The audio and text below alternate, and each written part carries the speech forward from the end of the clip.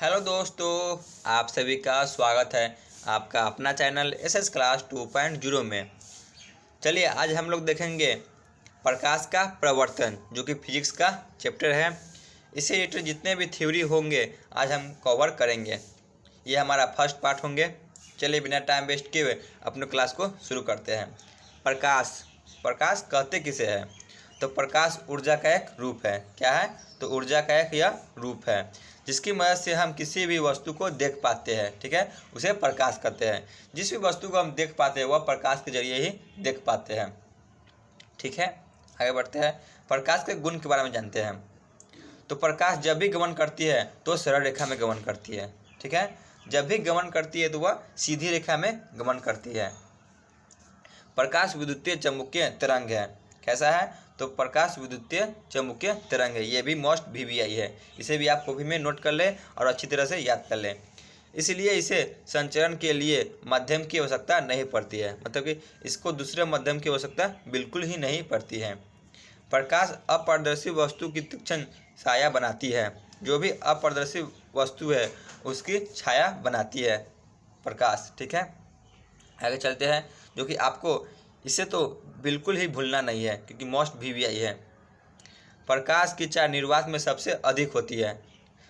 कितना होती है? तो 3 × 10⁸ मीटर पर सेकेंड होती है। किसमें? तो निर्वात में। आगे बढ़ते हैं। प्रकाश के प्रवर्तन के बारे में जानते हैं। उच्च कोटि की पॉलिश किया हुआ पृष्ठ जैसे कि दर्पण अपने पर पड़ने वाली अधिकांश प्रकाश को प्रवर्तित करती है। ठीक है, मतलब कि ये देखिए दर्पण बना दिए। ठीक है, अगर यहाँ से कोई प्रकाश आती है तो वो क्या करेगी? तो वो अधिकांश क्या करे? प्रवर्तित हो जाएगी। ठीक है, देखिए यहाँ से आए और यही निकल गए। ठीक है, यहाँ से आ रहे हैं और यहाँ से जा रहे हैं। ठीक है, मतलब कि प्रवर्तित कर देंगे। उसी को प्रकाश का प्रवर्तन कहा जाता है। समझ में आ गया? चलिए आगे बढ़ते हैं। अब प्रकाश के प्रवर्तन के नियम के बारे में जानते हैं। इसके दो नियम हैं, मुख्यतः दो ही नियम हैं। आपतन कोण प्रवर्तन कोण बराबर होते हैं। ठीक है, आपतन कोण है वह प्रवर्तन कोण के बराबर होते हैं। चलिए देखते हैं फिगर के जरिए। यहाँ देख सकते हैं आपतित किरण आ रहे हैं। यहाँ पे मिरर बना हुआ है। आपतन किरण आ रही है यहाँ से। ठीक है, और प्रवर्तित किरण यहाँ से जा रही है। ठीक है, और इसको अब बीच में क्या है? तो अभिलंब है। और इसके बीच में जो बन रही है एंगल, यहाँ देख सकते हैं, यहाँ नीचे है, उसे आपतन कोण कहते हैं। और इसके नीचे जो बन रही है उसे प्रवर्तन कोण कहते हैं। ठीक है, दोनों बराबर होंगे। दोनों क्या होंगे? तो बराबर होते हैं। चलिए आगे देखते हैं। दूसरा नियम क्या कहता है? आपतित किरण दर्पण के आपतन बिंदु पर अभिलंब तथा प्रवर्तित किरण सभी एक ही तल में होंगे। मतलब कि आपतित किरण, प्रवर्तित किरण और अभिलंब सभी एक ही तल में होंगे। देख सकते हैं आप लोग, आपतित किरण है, प्रवर्तित किरण है और अभिलंब सभी एक ही तल में जुड़े हुए हैं। ठीक है, एक तल है और इसी में सभी जुड़े हुए हैं। आपको समझ में आ गया? आपतित किरण यहाँ से आ रही है और यहाँ से मिरर पर टकरा के फिर वापस जा रही है, मतलब कि प्रवर्तित हो रही है। जो इसके बीच यहाँ पे अभिलंब बीचों बीच बना हुआ है और इसके बीच में जो एंगल बन रही है उसे क्या कहते हैं? तो आपतन कोण कहते हैं। और इस साइड जो बन रही है उसे क्या कहते हैं? तो परावर्तन कोण कहते हैं। समझ में आ गया? चलिए आगे बढ़ते हैं। प्रतिबिंब किसे कहते हैं? प्रतिबिंब वहाँ बनती है जिस बिंदु पर कम से कम दो प्रवर्तित किरणें प्रतिच्छेदित है या प्रतिच्छेदित प्रतीत होती है। मतलब कि कोई भी प्रतिबिंब हमें अच्छी तरह से दिखाई दे या दिखाई देती हुई प्रतीत हो, वहाँ पे प्रतिबिंब बनती ही है। ठीक है, इसके प्रकार के बारे में जानते हैं। तो प्रतिबिंब के दो प्रकार हैं, वास्तविक प्रतिबिंब और आभासी प्रतिबिंब। ठीक है, चलिए इनके बारे में अच्छी तरह से जान लेते हैं। तो वास्तविक प्रतिबिंब किसे कहते हैं? यह तब बनता है जब प्रकाश की किरणें वास्तव में प्रतिच्छेदित होती है। ठीक है, जब भी प्रकाश की किरणें वास्तव में प्रतिच्छेदित होगी तब यह बनेगी। इसे पर्दे पे प्राप्त कर सकते हैं। ठीक है, मोस्ट VVI, इसे पर्दे पे प्राप्त कर सकते हैं। और वास्तविक प्रतिबिंब हमेशा उल्टा बनता है। कैसा बनता है? तो उल्टा बनता है। ये दोनों पॉइंट को आप अच्छी तरह से याद कर लें। आभासी प्रतिबिंब को देख लेते हैं क्या बताता है।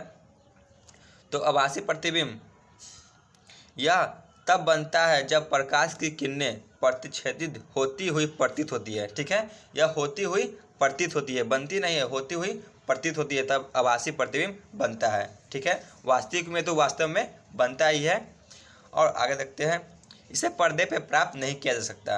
वास्तविक को पर्दे पे प्राप्त किया जा सकता है, लेकिन आभासी को पर्दे पे प्राप्त बिल्कुल ही नहीं किया जा सकता।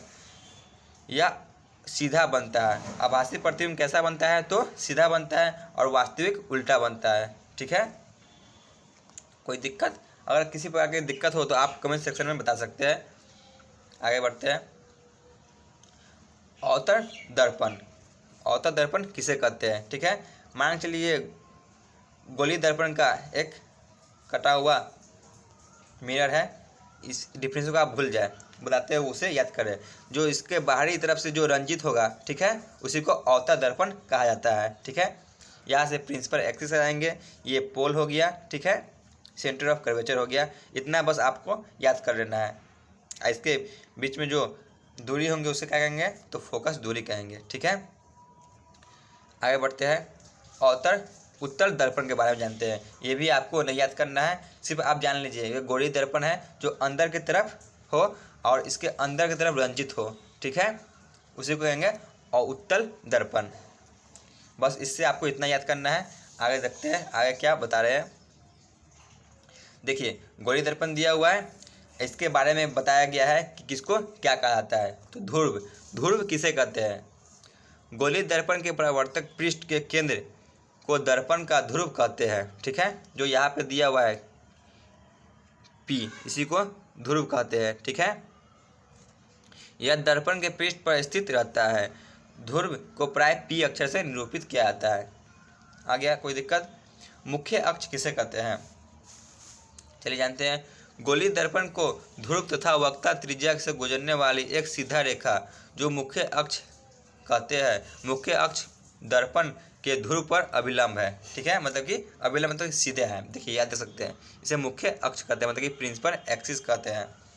आगे बढ़ते हैं, वक्ता केंद्र किसे कहते हैं? गोली दर्पण का परावर्तक पृष्ठ एक गोले का भाग है। इस गोले केंद्र गोली दर्पण का वक्ता केंद्र कहलाता है। इसे C अक्षर से निरूपित किया जा सकता है। देखिए, इसे कहते क्या? तो वक्ता केंद्र कहते हैं C को। आगे बढ़ते हैं, वक्ता त्रिज्या किसे कहते हैं? गोली दर्पण के परावर्तक पृष्ठ जिस गोले का भाग है उसकी त्रिज्या दर्पण की वक्ता त्रिज्या कहलाती है, जिसे हम R से निरूपित करते हैं। देख सकते हैं आप लोग, यहाँ R है, इसी को वक्ता त्रिज्या कहते हैं। ठीक है, आगे बढ़ते हैं, द्वारक किसे कहते हैं? गोली दर्पण के परावर्तक पृष्ठ तल के वृत्ताकार सीमा लेखा के व्यास दर्पण का द्वारक कहलाता है। इसे Mn से दर्शाया गया है। देख सकते हैं, जहाँ से रंजित है उसी को क्या कहते हैं? तो द्वारक कहते हैं। जैसे कि M याद दे दिया है, दर्पण है, रंजित है M, और यहाँ पे N। ठीक है, आगे देखते हैं, फोकस दूरी किसे कहते हैं? गोली दर्पण के ध्रुव तथा मुख्य फोकस के मध्यम की दूरी फोकस दूरी कहलाती है। इसे एक F अक्षर द्वारा दर्शाया जाता है।